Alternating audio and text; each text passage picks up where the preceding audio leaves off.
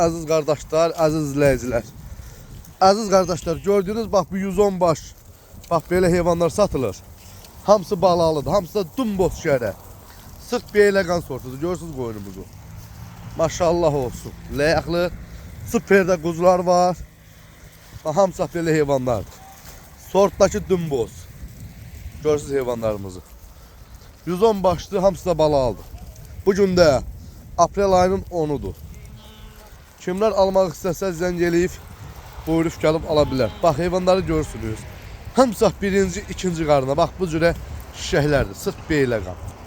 Allah alan qardaşlarımıza xeyir versin. Görürsünüz heyvanlar süperdir. Boz da sırf boz sortu. Bunlara baxın. Bax kuzular da belə. Sırf beyləqan sortudur. İnşallah kimler almak istəsə zəng eləyib buyurub gəlib ala bilər. Bax görürsünüz qoyunlar. Bak bu cürə qoyunlar.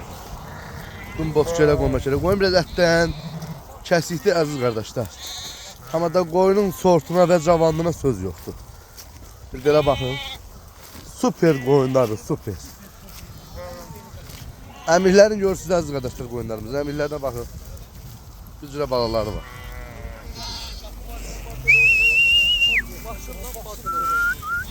Bak bu cürə heyvanlar. Ləyaqlı.